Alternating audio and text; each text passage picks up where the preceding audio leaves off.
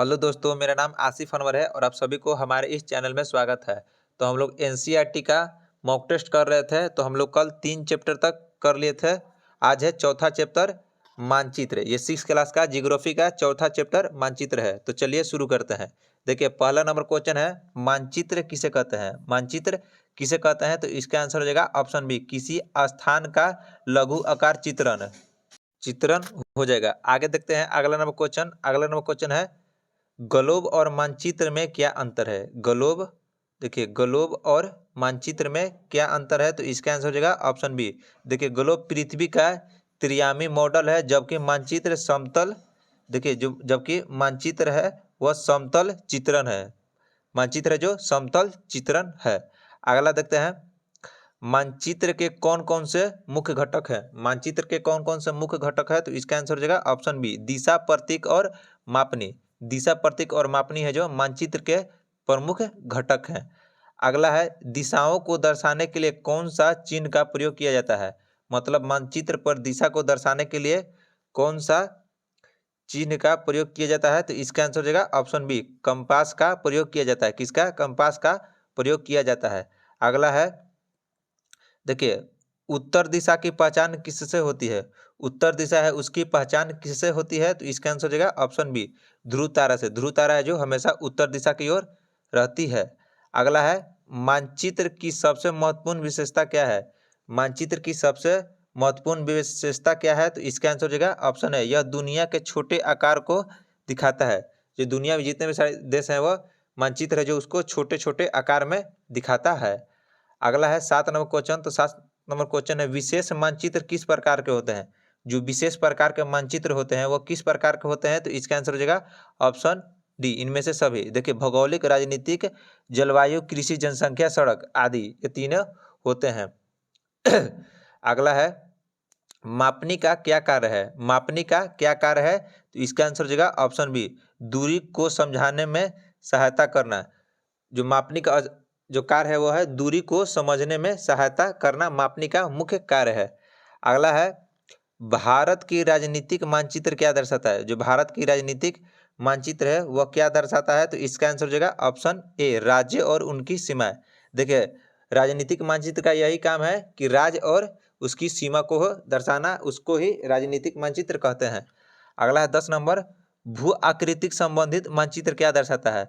भू आकृति संबंधित है जो मानचित्र क्या दर्शाता है, तो इसका आंसर हो जाएगा ऑप्शन सी, पहाड़, नदियां, पठार और मैदान, ये भू आकृति संबंधित मानचित्र दर्शाता है। अगला है, कौन सा मानचित्र छोटे क्षेत्र का विस्तृत विवरण देता है। कौन सा मानचित्र है जो छोटे क्षेत्र का विस्तृत विवरण देता है, तो इसका आंसर हो जाएगा ऑप्शन सी, बड़े पैमाने का मानचित्र। बड़े पैमाने का जो मानचित्र है वो छोटे क्षेत्र का विस्तृत विवरण करता है। अगला है, छोटे पैमाने का मानचित्र किसे दर्शाता है। जो छोटे पैमाने के मानचित्र होते हैं वो किसे दर्शाता है, तो इसका आंसर हो जाएगा ऑप्शन बी, बड़े क्षेत्रों का संक्षिप्त विवरण। बड़े क्षेत्रों का संक्षिप्त विवरण कौन करता है, तो छोटे पैमाने का मानचित्र। अगला है, कौन सा मानचित्र किसी स्थान के जलवायु को दर्शाता है।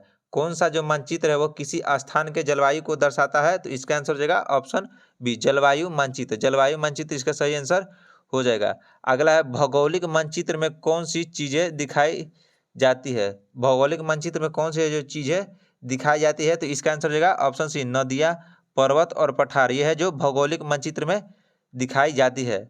अगला है, राजनीतिक मानचित्र में क्या दिखाया जाता है। जो राजनीतिक मानचित्र होता है उसमें क्या दिखाया जाता है, तो इसका आंसर हो जाएगा ऑप्शन सी, देशों और राज्यों की सीमा।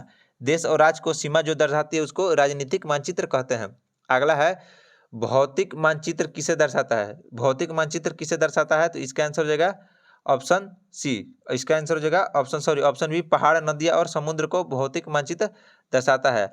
अगला है, मानचित्र की भाषा में कौन से तत्व शामिल होते हैं। जो मानचित्र का भाषा होता है उसमें कौन से तत्व शामिल होते हैं, तो इसका आंसर हो जाएगा ऑप्शन ए, प्रतीक, रंग और मापनी। प्रतीक, रंग, मापनी जो मानचित्र भाषाओं के तत्व में शामिल है।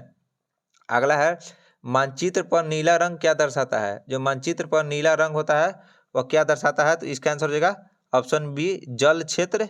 जल क्षेत्र को दर्शाता है नीला रंग, जैसे नदी, झील और समुद्र, यह है जो मानचित्र पर नीला रंग दर्शाता है। अगला है, मानचित्र पर में भूरा रंग क्या दर्शाता है। जो मानचित्र में भूरा रंग होता है वो किसको दर्शाता है? तो इसका आंसर हो जाएगा ऑप्शन बी पर्वत और पहाड़ियों को, पर्वत और पहाड़ियों को दर्शाता है।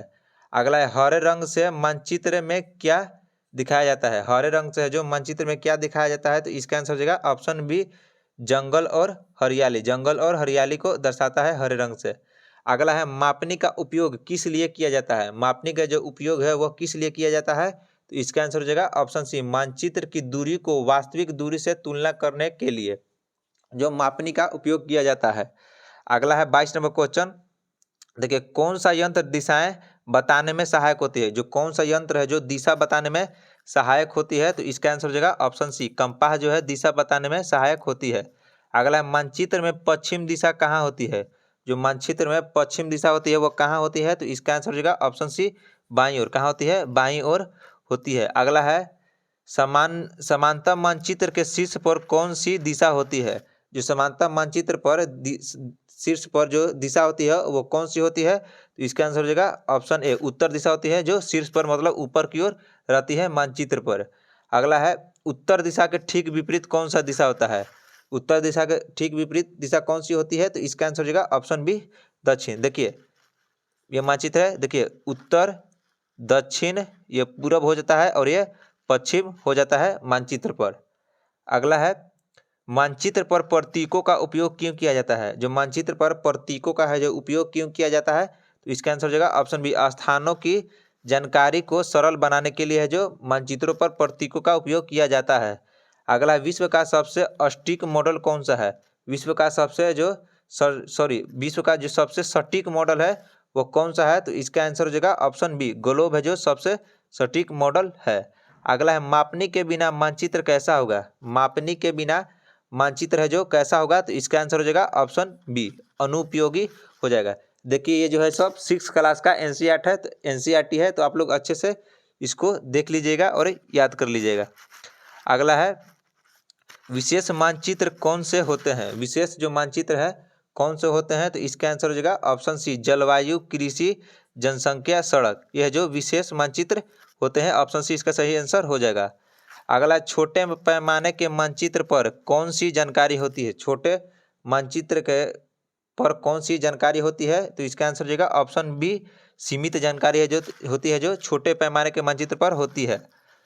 अगला है कौन सा मानचित्र प्राकृतिक विशेषताओं को दर्शाता है? कौन सा जो मानचित्र है वो प्राकृतिक विशेषताओं को दर्शाता है? तो इसका आंसर हो जाएगा ऑप्शन ए भौगोलिक मानचित्र। ऑप्शन ए है जो भौगोलिक मानचित्र इसका सही आंसर हो जाएगा। अगला है विश्व के मानचित्र में भारत कहाँ स्थित है? जो विश्व का मानचित्र है उस पर भारत कहाँ स्थित है? तो इसका आंसर हो जाएगा ऑप्शन ए उत्तरी गोलार्ध में स्थित है, उत्तरी पूर्वी गोलार्ध में स्थित है। देखिए ये उत्तरी गोलार्ध हो गया और ये पूर्वी गोलार्ध हो गया, तो भारत है जो यहाँ पर स्थित है उत्तर पूर्वी गोलार्ध में। अगला है मानचित्र पढ़ने में कौन से कारक सहायक होते हैं? मानचित्र को पढ़ने में कौन से कारक है जो सहायक होते हैं? तो इसका आंसर हो जाएगा ऑप्शन ए शीर्षक, दिशा, मापनी और प्रतीक, ये चारे हैं जो तत्व है जो मानचित्र पढ़ने में सहायक होते हैं। अगला छोटे पैमाने के मानचित्र में कौन सी विशेषता होती है? छोटे मानचित्र के में कौन सी विशेषता होती है? तो इसका आंसर हो जाएगा ऑप्शन बी सीमित जानकारी, सीमित जानकारी हो जाएगी। अगला मानचित्र में कौन सा रंग रेगिस्तान को दर्शाता है? मानचित्र में कौन सा रंग है जो रेगिस्तान को दर्शाता है? तो इसका आंसर हो जाएगा ऑप्शन डी पीला रंग है जो रेगिस्तान को दर्शाता है।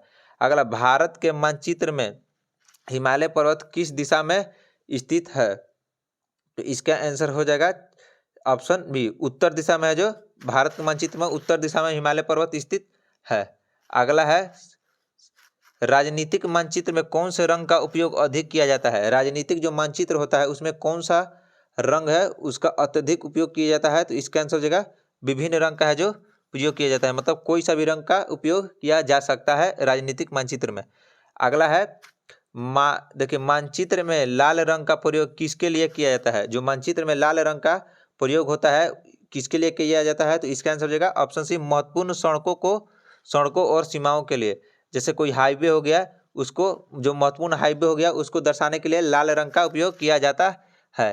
अगला है जो महत्वपूर्ण जैसे हाईवे होगा उसी को लाल रंग से दर्शाया जाता है। अगला है किस प्रकार के मानचित्र में रेलवे लाइन और सड़कों होती है? मतलब किस प्रकार का मानचित्र होता है जिसमें रेलवे लाइन और सड़कें होती है? तो इसका आंसर हो जाएगा ऑप्शन सी यातायात मानचित्र, यातायात मानचित्र में जो रेलवे लाइन और सड़कें होती है। अगला है अक्षांश और देशांतर रेखाएं किस मानचित्र में होती है। अक्षांश और जो देशांतर रेखाएं हैं वो किस मानचित्र में होती है, तो इसका आंसर हो जाएगा ऑप्शन सी ग्रिड मानचित्र में। ग्रिड मानचित्र में जो अक्षांश और देशांतर रेखाएं होती है। अगला है कौन सा उपकरण उत्तर दिशा को दर्शाने में सहायक होता है। कौन सा उपकरण है जो उत्तर दिशा को दर्शाने में सहायक होता है, तो इसका आंसर हो जाएगा ऑप्शन बी कंपास, जो उत्तर दिशा को दर्शाने में सहायक होता है। अगला है 42 नंबर क्वेश्चन। देखिए मानचित्र में पर्वतों की ऊंचाई को दर्शाने के लिए कौन सा तरीका अपनाया जाता है। मतलब मानचित्र में जो पर्वत का ऊंचाई को दर्शाने के लिए कौन सा तरीका है जो अपनाया जाता है, तो इसका आंसर हो जाएगा ऑप्शन बी समोच्च रेखाएं को। समोच्च रेखाओं का जो उपयोग है वो पर्वत की ऊंचाई दर्शाने के लिए किया जाता है। अगला है 43 नंबर क्वेश्चन। मानचित्र में कौन से रंग का उपयोग अधिक ऊंचाई को दर्शाने के लिए किया जाता है। मतलब अगर मानचित्र में कोई अधिक ऊंचाई वाला स्थान है या पहाड़ है उसको दर्शाने के लिए किसका उपयोग किया जाता है, तो इसका आंसर हो जाएगा ऑप्शन सी भूरा का उपयोग है, जो भूरा रंग का उपयोग है जो अधिक ऊंचाई दर्शाने के लिए किया जाता है मानचित्र पर। अगला है सड़क और रेलवे मार्गों को दर्शाने के लिए किस प्रकार के रेखाएं का उपयोग किया जाता है। सड़क और रेलवे मार्ग को दर्शाने के लिए किस प्रकार का है रेखा को उपयोग किया जाता है, तो इसका आंसर हो जाएगा ऑप्शन बी पतली और खंडित रेखा। पतली है जो सड़क और खंडित रेखा है जो जैसे ऐसे खंडित रेखा ये रेलवे लाइन के लिए होता है खंडित रेखा। देखिए खंडित रेखा इसको कहते हैं, ये रेलवे लाइन के लिए यूज होता है। अगला है देखिए विशाल क्षेत्रों को दर्शाने के लिए कौन सा मानचित्र उपयोग किया जाता है। विशाल क्षेत्रों को दर्शाने के लिए कौन सा मानचित्र का उपयोग किया जाता है, तो इसका आंसर हो जाएगा ऑप्शन बी बड़े पैमाने का मानचित्र का है जो बड़े क्षेत्रों को दर्शाने के लिए उपयोग किया जाता है। अगला है 46 नंबर क्वेश्चन। विशेष मानचित्र का उपयोग किसके लिए किया जाता है। विशेष मानचित्र का उपयोग किसके लिए किया जाता है, तो इसका आंसर हो जाएगा ऑप्शन बी विशेष प्रकार की जानकारी प्रदान करने के लिए है जो विशेष मानचित्र का उपयोग किया जाता है। अगला है किस प्रकार के मानचित्र में अधिकतम विवरण होता है। किस प्रकार का जो मानचित्र होता है उसमें अधिकतर विवरण होता है, तो इसका आंसर हो जाएगा ऑप्शन ए बड़े पैमाने का मानचित्र। बड़े पैमाने के मानचित्र में अधिक से अधिक विवरण मिलता है। अगला है विश्व के मानचित्र को समतल बनाने पर कौन सी विकृति उत्पन्न होती है। विश्व के मानचित्र को समतल बनाने पर कौन सी विकृति उत्पन्न होती है, तो इसका आंसर हो जाएगा ऑप्शन डी है इनमें से सभी हो जाएगा। दिशा की विकृति होती है, आकार की विकृति उत्पन्न होती है और दूरी की जो विकृति उत्पन्न होती है, तो इसका आंसर हो जाएगा ऑप्शन डी इनमें से सभी हो जाएगा। अगला है मानचित्र को समझने के लिए किन चीजों की आवश्यकता होती है। मानचित्र को समझने के लिए किन चीजों की आवश्यकता होती है, तो इसका आंसर हो जाएगा दिशा, मापनी और प्रतीक। यही 3 चीजें की है जो मानचित्र को समझने के लिए आवश्यकता होती है। अगला है और आज का लास्ट क्वेश्चन, मानचित्र का सबसे महत्वपूर्ण लाभ क्या है। मानचित्र का सबसे महत्वपूर्ण लाभ क्या है, तो इसका आंसर हो जाएगा ऑप्शन ए यह किसी स्थान का विस्तृत विवरण देता है। जो मानचित्र है वो किसी भी स्थान का विस्तृत विवरण देता है। तो चलिए दोस्तों आज के लिए इतना ही, मिलते हैं अगले वीडियो में। धन्यवाद।